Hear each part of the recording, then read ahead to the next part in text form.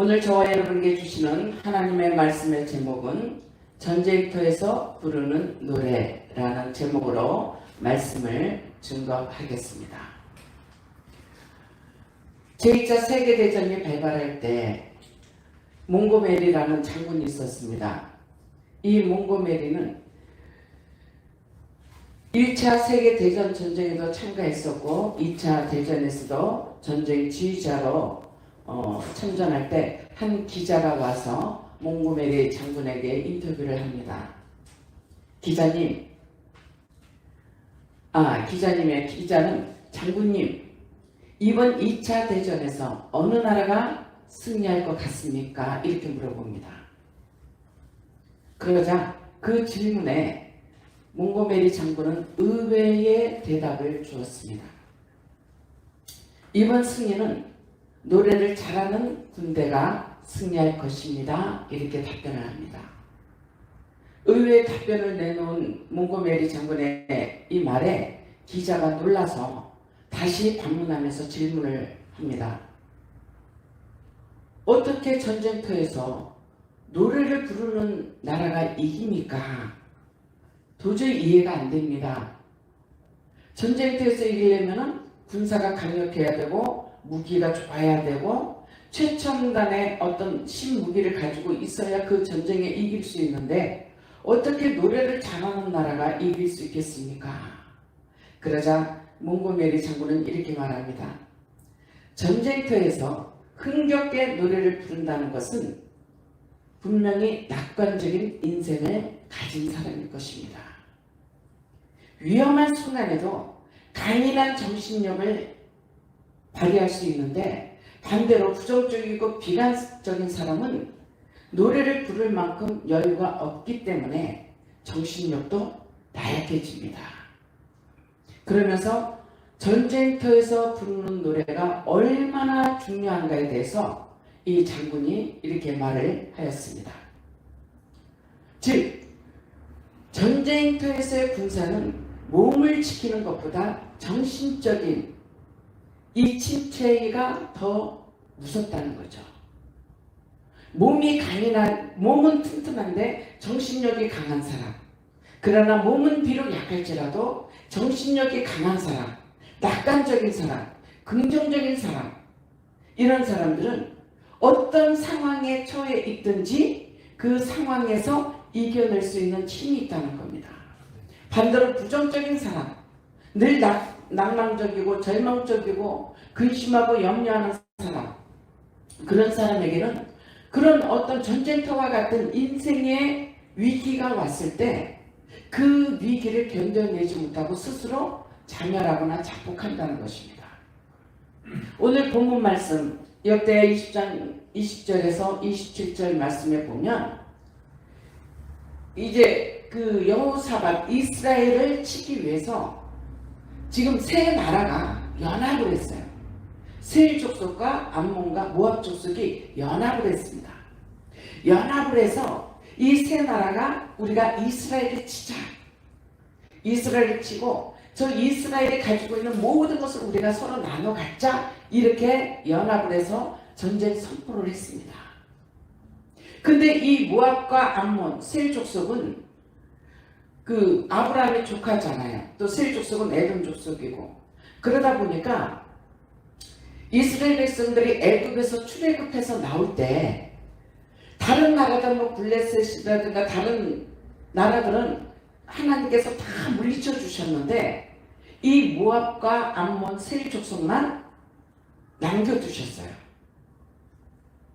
그랬더니 이 모압과 암몬이 세일이 하나님께서 그래도 은혜를 베푸셔서 그 민족을 그냥 놔뒀는데 이 사람들이 자기끼리 연합을 해서 이제 이스라엘을 우리가 치자라고 전쟁을 선포한 것입니다.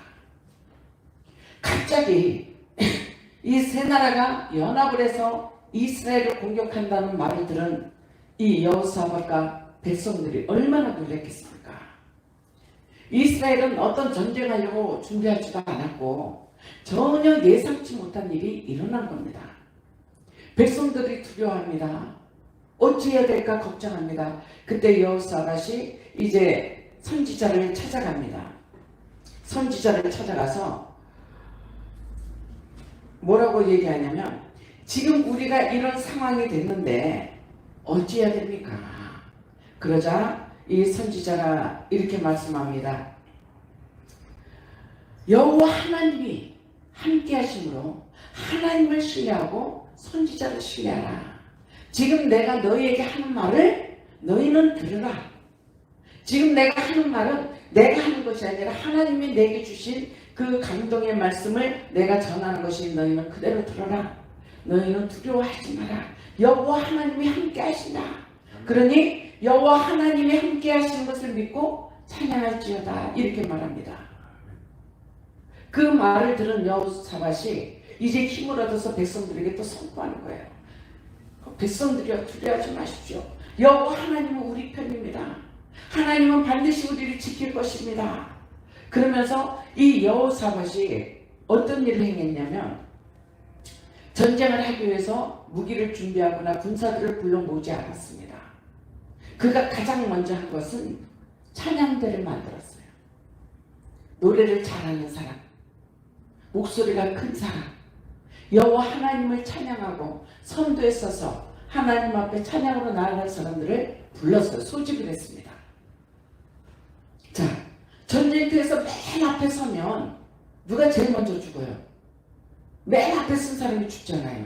누가 감히 그 앞에서 노래를 하려고 하겠습니까? 그 앞에 나가서 노래를 하겠다고 나온 사람들은 내가 죽어도 하나님을 위해서 죽고 내가 살아도 하나님이 나를 살려주시는 거니까 죽나 사나 하나님을 위해서 내가 찬양하리다. 그리고 그 마음, 강인한 정신을 가지고 하나님 앞에 나온 사람들이에요. 이제 여호사밧이 그들에게 거룩한 옷을 입힙니다. 지금으로 말하면 성가대 가운을 입은 거죠. 거룩한 옷, 구별된 옷을 입힙니다. 그리고 각종 악기들을 세워서 이제 하나님 앞에 찬양하며 그 전쟁터로 나가려고 준비를 하고 있었습니다. 내일 새벽이면은 이 찬양단이 전쟁터로 나가야 돼요. 그런데 하나님은 이미 그들의 모습을 보시고 그 백성들의 그 마음을 보시고 여호와 하나님을 신뢰하고 여호와 하나님을 의지하는 그 믿음을 보시고 하나님께서 어떤 일을 행하셨는가.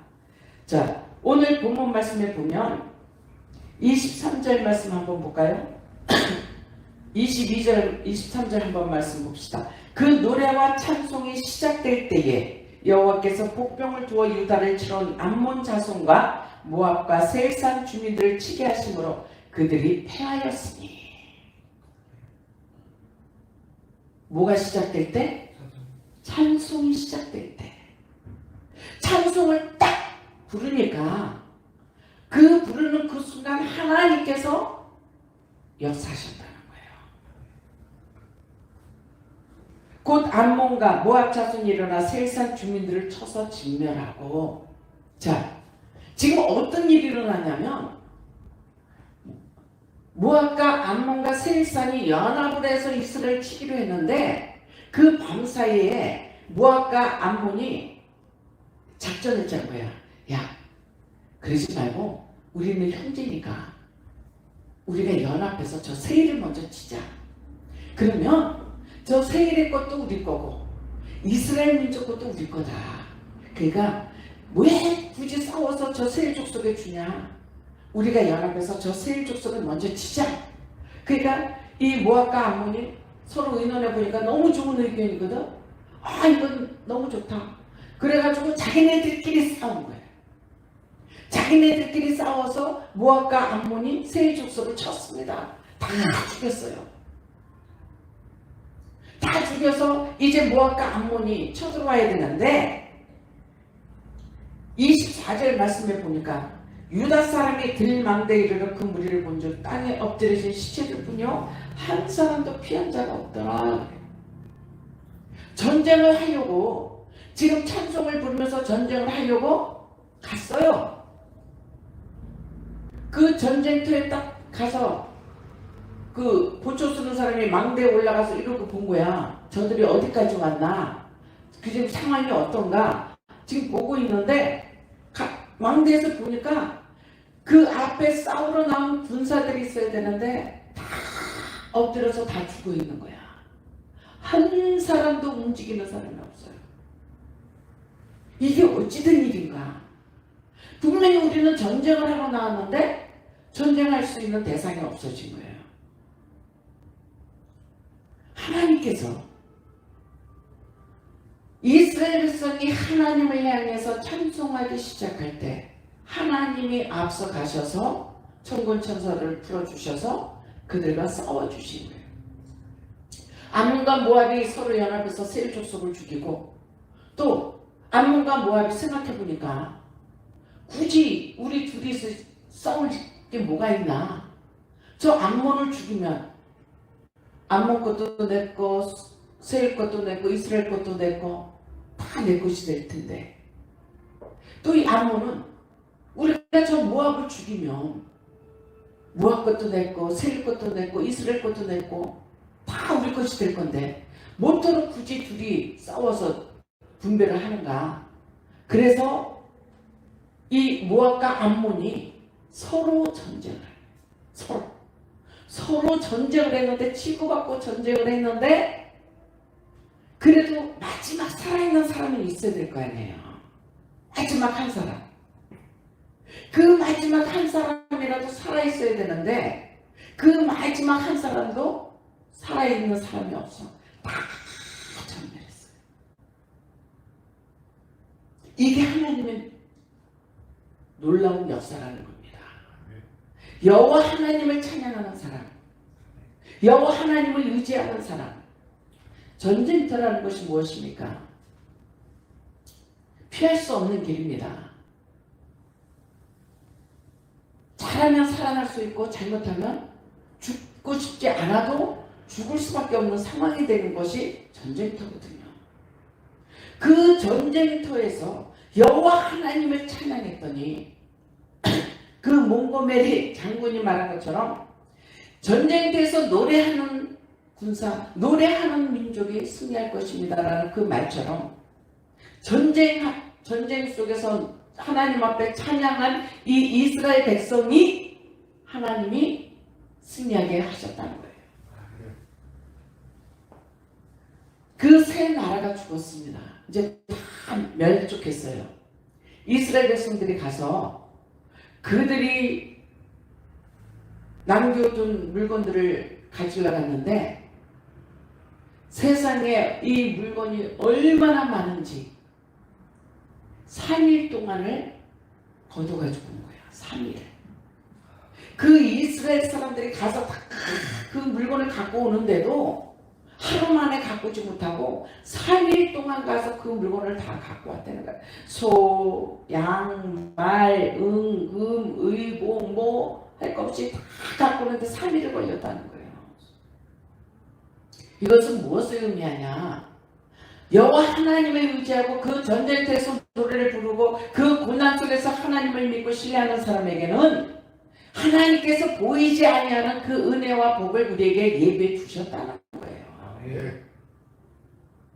그러므로 고난이 유익이라는 말씀처럼 내 삶이 지금 전쟁터야. 사업이 망했습니다. 병이 들었습니다. 예기치 못한 일들이 내 환경에 일어났습니다. 억울한 일을 당했습니다. 그럴지라도 지금 내가 당장 죽을 수 있는 그런 형편이라 할지라도 나와 함께 하시는 하나님을 믿고 그 하나님 앞에 감사와 찬양을 올려드리는 그 순간 하나님께서 천사들을 풀어놓으셔서 나를 위해서 일하시고 싸우시는 것을 믿으시기 바랍니다.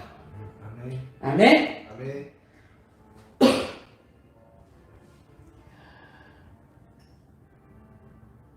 우리나라 6.25 전쟁 때 1950년 그때 6.25가 일어났습니다. 그렇죠?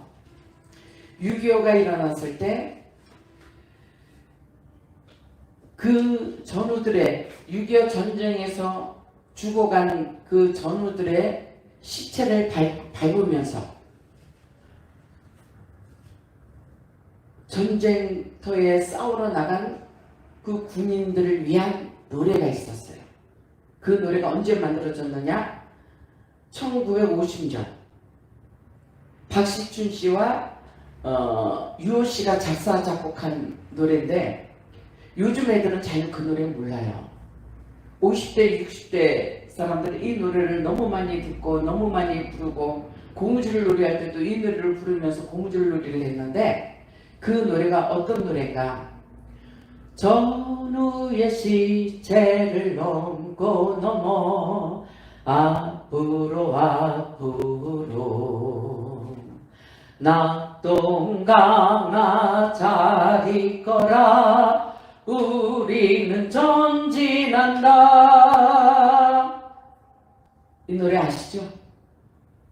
젊은 사람들은 몰라요. 그 전쟁터에서 죽어져 가는 그 전우들을 생각하면서 그 전우의 시체를 넘고 넘어가면서 그 남침해온 북한군들, 중공군들 그들과 싸워서 이 나라를 지켰던 그 군인들의 그 노래, 그들을 위해서 불렀던 그 노래가 이제 그 전쟁터에서 전쟁하는 그 군사들이 부르는 노래가 되었다는 거죠. 노래는 힘이 있습니다. 어떤 힘이 있습니까? 내 정신을 살려주는 힘, 내 믿음을 붙돋아주는 힘, 여호와 하나님을 의지하게 만드는 그 힘이 우리 심령 안에 내재되어 있다는 거예요. 전쟁터에서 부르는 노래는 죽음을 불사하는 힘이 있습니다. 전쟁터에서 부르는 노래는 하나님의 마음을 감동케 하는 능력이 있습니다. 전쟁터에서 부르는 노래는 불안과 공포가 아닌 희망의 승리를 선물로 안겨줍니다. 그러므로 출애굽기 15장에 보면 모세의 노래가 있습니다.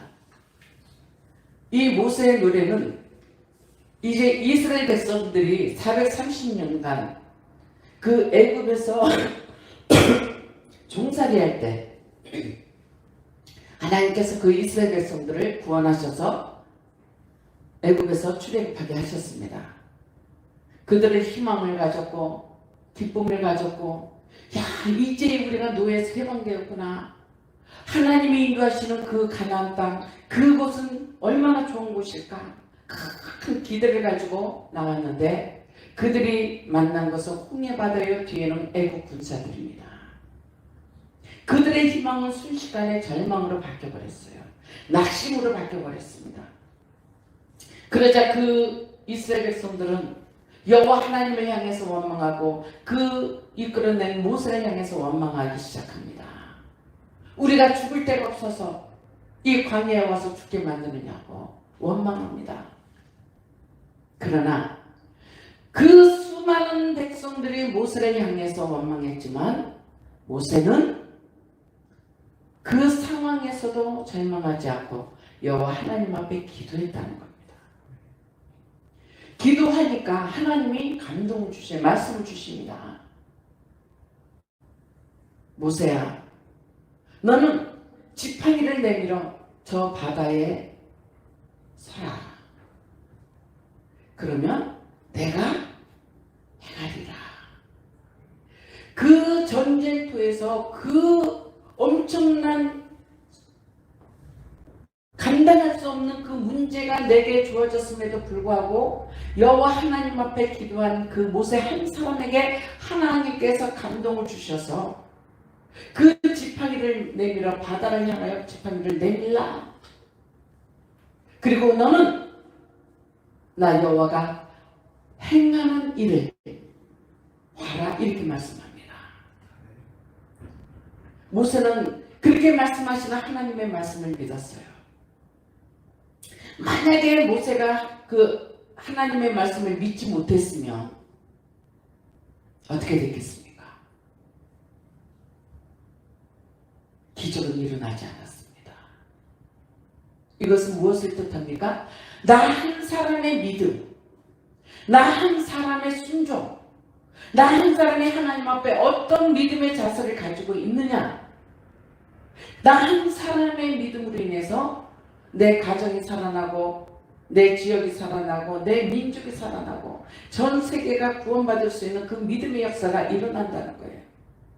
예수님께서 그 예수님 한 분의 그 죽으심으로 말미암아 온 인류가 구원함을 받은 것처럼 모세 한 사람의 그 믿음과 순종이 그 60만 대군의 이스라엘 백성들을 살렸다는 겁니다. 이제 하나님께서 그 모세 지팡이를 통해서 동북풍을 불러주시고 서북풍을 불어주셔서 홍해바다가 갈라졌습니다. 그 홍해바다를 건너는 그들은 뒤에서 쫓아오는 애국 군사를 쳐다보면서 더 무서워했을 거예요. 이러다가 바다가 덮으면 어떡하나? 이 바다를 건너는 동안에 애국 군사들이 와서 우리를 쳐서 죽이면 어떡하나? 두려웠을 것입니다. 그러나 하나님은 그 쫓아오는 애국 군사들을 그 홍해 바다를 건너오지 못하도록 수장을 시켰다는 거예요. 그 이스라엘 백성들이 보는 눈앞에서 그들이 전멸하는 것을 하나님이 보게 하셨다는 겁니다. 그때서야 이스라엘 백성들이 여호와 하나님이 우리와 함께 하셨다. 하나님이 우리를 구원하셨다. 그 기쁨, 그 환호성, 아마 뭐라고 형용할 수 없는 큰 기쁨이 있었을 것입니다. 그때 모세가 노래합니다. 여호와를 찬송하리니 그는 높고 영화롭도다. 말과 그 탄자들을 바다에 던지셨으니 여호와는 나의 힘이요 노래시며 나의 구원이라. 그는 나의 하나님이시니 내가 그를 찬송할 것이요 내가 그를 높이리로다. 이렇게 찬양합니다. 우리가 하나님 앞에 어떤 믿음의 모습으로 서 있느냐에 따라서 우리의 삶의 모습이 달라집니다. 우리는 꼭 하나님이 어떤 문제를 해결해 줘야만 감사하려고 해요. 응답받고 뭔가 내가 원하는 것을 얻어야만 그때서야 감사하고 감사헌금을 한다는 거죠. 그러나 그거는 한 템포 늦은 거예요. 진짜 감사는 언제 하느냐? 전쟁터일 때, 내가 문제를 만났을 때, 내가 감당할 수 없을 때 그때 감사하는 거예요. 또한 이 감사는 입으로만 하는 감사합니다, 감사합니다, 입으로만 하는 감사가 아니라 진짜 감사한다면, 정말 하나님의 그 은혜가 크신 은혜가 믿어진다면 내 그 신앙 고백과 아울러 하나님 앞에 드려지는 것들이 있어야 된다는 거예요. 헌신이 있어야 되고 충성이 있어야 되고 순종이 있어야 된다는 거예요. 그리할 때 하나님은 우리가 감당할 수 없는 문제, 내가 해결할 수 없는 문제, 이제 나는 더 이상 이 문제를 해결할 수 없고 망했다고 죽을 수밖에 없는 상황이라고 절망에 빠져 있는 그 순간에 하나님은 여호사밧과 이스라엘 백성들을 위해서 복병을 두시고 천군 천사들을 풀어놓으셔서 그 적군을 물리쳐 주신 것처럼 하나님께서 친히 우리를 위해서 그렇게 싸워주시는 것을 믿으시기 바랍니다. 하나님은 하나님을 신뢰하고 하나님께 기도하면서 찬양하는 한 사람을 통해서 바다에 길을 내시는 하나님이심을 믿으시기 바랍니다. 찬양은 전쟁에서 승리하기도 하고 찬양은 삶의 옥문을 열게 하는 능력이 있습니다. 사도행전 16장 27절에서 28절 말씀에 보면 밤중쯤 되어 바울과 실라가 기도하고 하나님을 찬미하며 죄수들이 듣더라.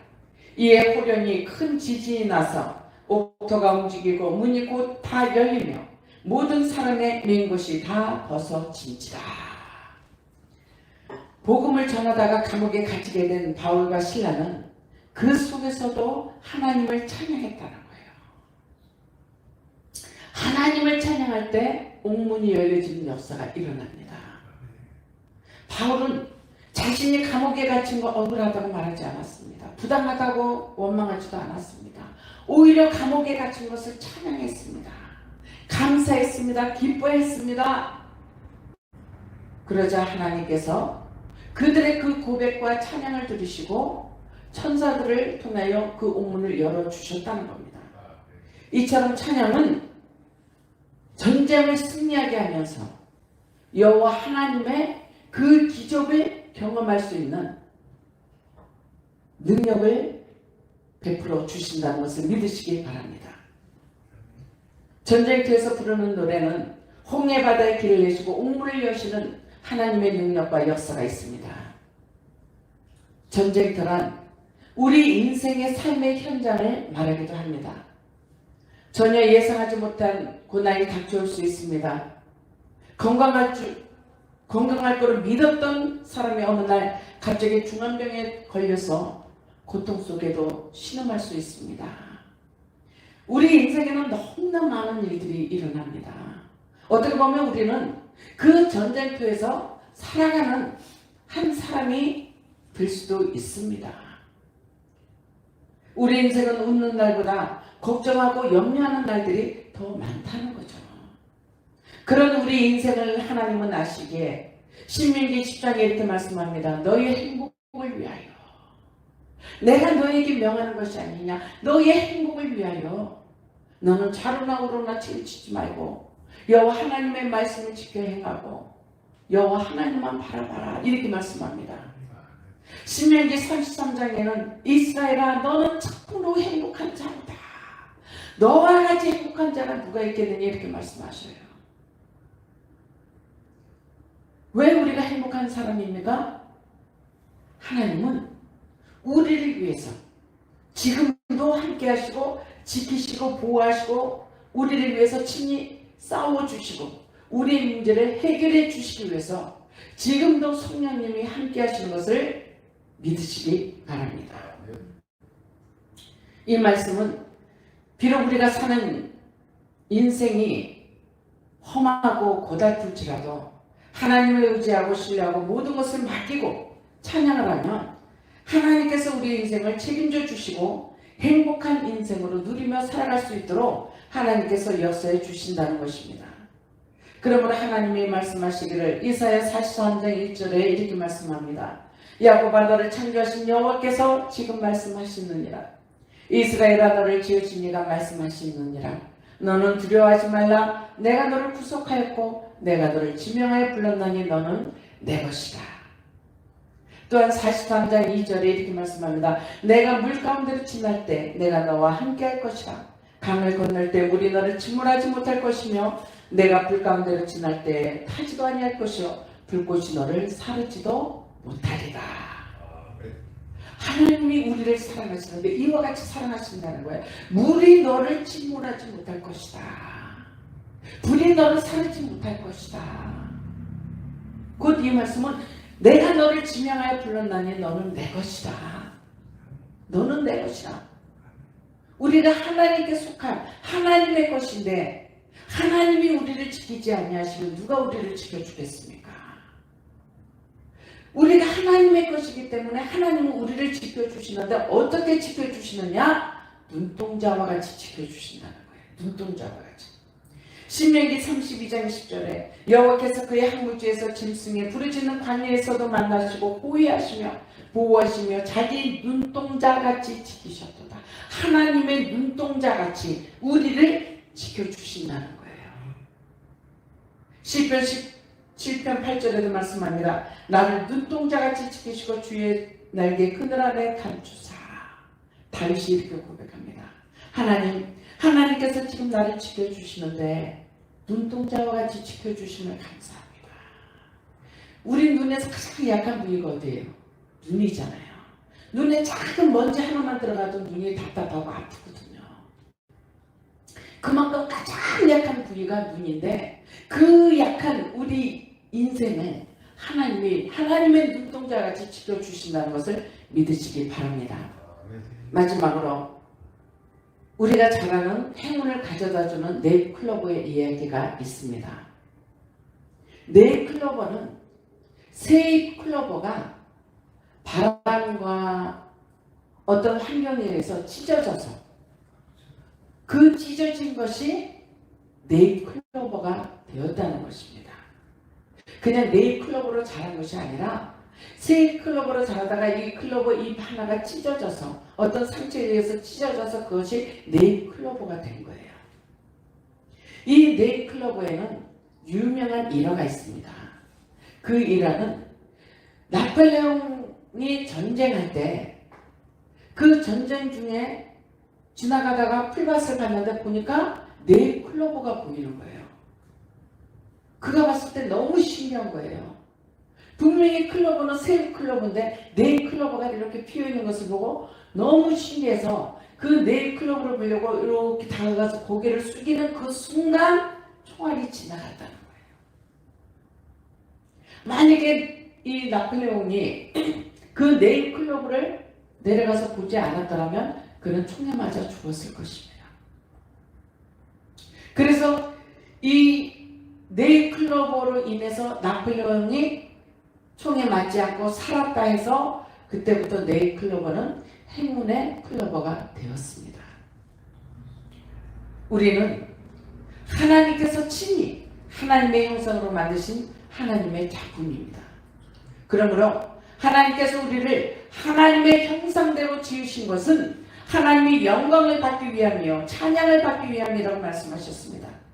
오늘 이 시간 하나님의 초대로 오신 여러분들은 주님을 찬양하고 감사와 기도로 전쟁터와 같은 여러분의 삶에서 네잎클로와 같이 한 송이의 꽃을 피우는 저와 여러분들이 되시기를 주님의 이름으로 축원합니다. 아멘.